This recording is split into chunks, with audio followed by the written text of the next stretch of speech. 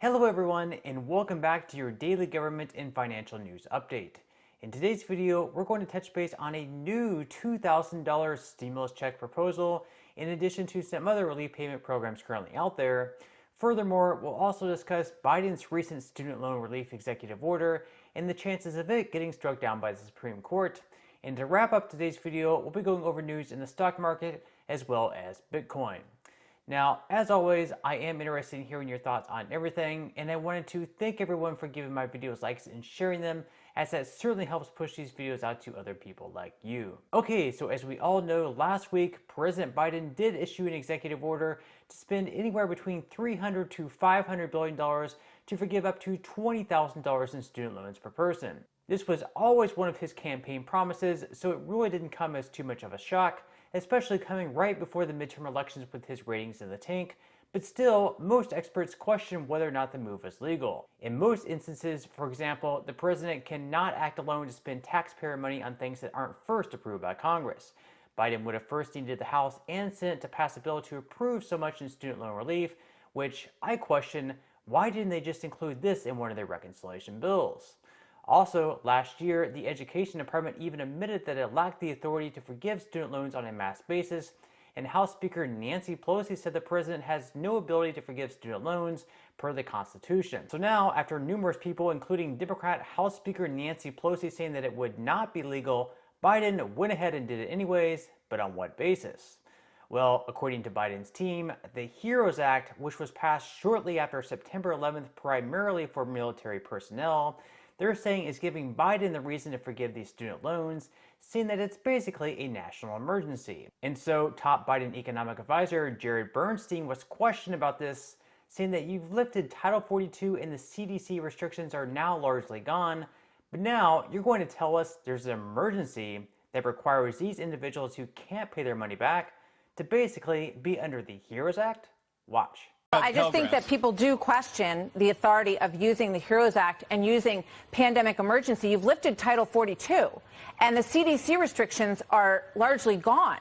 But now you're going to tell us that there's an emergency that requires these individuals who can't pay the money back to basically be, under a HEROES Act? Actually, that's a tough thing for a lot of people to understand. Actually, all I'm telling you is that the legal authority to grant debt relief exists under this legislation. Well, it may be challenged. That may be challenged. I think that was your question. Now, whether or not the Supreme Court overturns the decision to forgive Biden's executive order is still up in the air, but still, it's really a win-win for Biden, considering that he can either say that he did what he said he was going to do with his campaign promise of delivering the student loan forgiveness if they don't block it, or if the Supreme Court does decide to strike it down, he can pretty much say that at least he tried, and it gives Democrats another reason to scream about the activist in the Supreme Court. Now, I think most of us probably wouldn't have too big of an issue helping those with student loans that really can't pay them back, such as maybe having a disability or some other reason they can't work to pay these loans back, or perhaps just any other type of reason. But a lot of Americans aren't necessarily on board for giving these out on a mass basis, especially to people who are on pace to make a lot of money in the future, such as future lawyers, future doctors, people like that. Now, considering that households earning up to $250,000 per year are eligible to receive, basically stimulus payments of up to $20,000, well, that's pretty insane. And so we even have a former economist for Barack Obama questioning this move by President Biden, saying that the student loan bailout will indeed be inflationary. I did not support large-scale student debt relief because I thought it was using federal resources to make transfers, hundreds of billions of dollars, and I would have liked those resources put to better use, helping people who were poorer, who were more in need, and who would use the money to invest more in the future of the economy. I think that it does add to demand, which does increase inflationary pressures. So Summer says he did not support large-scale student debt relief because he would have rather used those resources towards people who were poorer or perhaps people more in need. I think that if the debt relief was more targeted, perhaps going towards people earning closer to the poverty line who have graduated it may have been a bit more popular, but giving them to households earning up to $250,000 per year, people who are going to be earning even more in the future. In the next 10 years, these people might be earning upwards of $750,000 millions of dollars per year, giving them basically a $10,000 to $20,000 stimulus payment to go towards their student loans. It's just a tad bit silly to me. Okay, so now I'm going to move on to some news regarding stimulus checks, where in one state, the governor is continuing to push Republican lawmakers to pass a bill which would include $2,000 relief payments to certain families in order to fight inflation. So in a tweet, Pennsylvania's Governor Tom Wolf wrote, "Today I was in Allegheny County to again push to provide monetary relief to Pennsylvanians. My PA Opportunity Program would provide $2,000 payments to households that earn less than $80,000 per year. We had these funds available.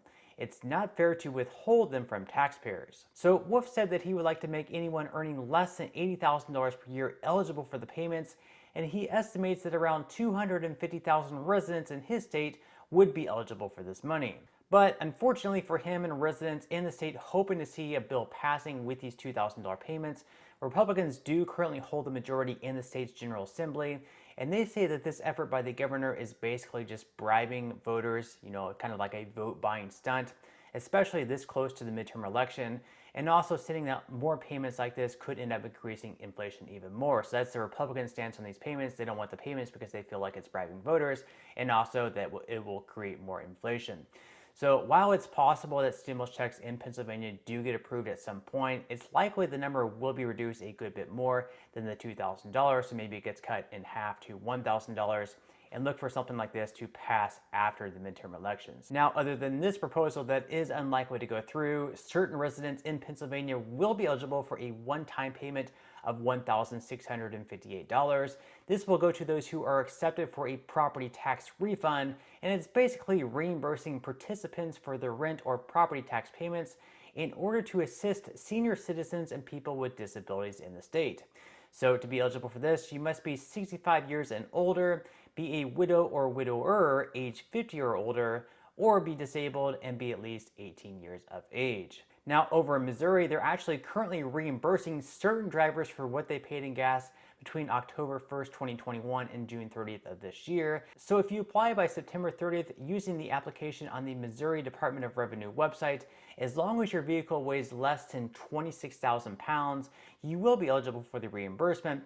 The problem with this is, at least in my mind, just looking at the application and everything, you will need to have kept your gas receipts to log how much money you spent, which, let's face it, who actually keeps all the receipts from their purchases, whether it's at the grocery store, especially not at the gas station. Whenever I'm going to the gas station, I don't get any of my receipts in the first place. I just pay, and then I don't even receive a receipt. So a lot of people won't even have receipts to get this reimbursement. Now, if you did keep all your receipts during the time period, which is pretty unlikely, you wouldn't receive the full amount of money that you spent though. Rather, you would receive a total of 2.5 cents per gallon purchased. So not only is this refund not really all that generous, but you also would have needed to have kept all of your receipts during this time period, which again, I'm guessing I'm not the only one who rarely keeps any of them. Okay, so now moving into some money news, where stocks once again took a turn for the worse yesterday, with the S&P 500 dropping by 0.67%, the Dow Jones in the red by 0.57%, and the Nasdaq down slightly over 1%. As mentioned in yesterday's video, last week on Friday, Fed Chairman Jay Powell announced that the U.S. economy would likely experience more pain to come as they continue to aggressively hike interest rates to combat inflation. And so it's really just another example of the Fed almost completely controlling how the market does. If the Fed puts out good news, the market goes up. If they put out bad news, the market goes down. Now, as things stand, the S&P 500 is down by 15.43% since the beginning of the year, which is putting it on its worst pace to have its worst year since 2008, where the index fell by over 38%. Fortunately, futures for today are looking a tad bit better, with Dow futures up by 0.62%. S&P 500 futures in the green by 0.78%, and NASDAQ futures currently up by 1.04%. So things are looking a little bit better for today. Now, unlike the stock market, Bitcoin has performed a good bit better over the last day at least. It's been up by 2.94%, but still over the last week it's down by 4.42%. So with the stock market and Bitcoin performing a bit roughly over the last few days, after starting the second half of the year so strongly, it's really tough saying where things will go from here with more rate hikes to come. Regardless, it still wouldn't be a bad time to start investing, or if you've already started investing, to continue dollar cost averaging in. So if you would like to receive 12 free stocks and $5 worth of Bitcoin, in the comment section below, I will leave a link where you can receive just that from my partner in Webull. And even if you don't feel like investing at this time for whatever reason, once you receive the free stocks, what you can always do is sell them for what they're worth and transfer that money right back to your bank account.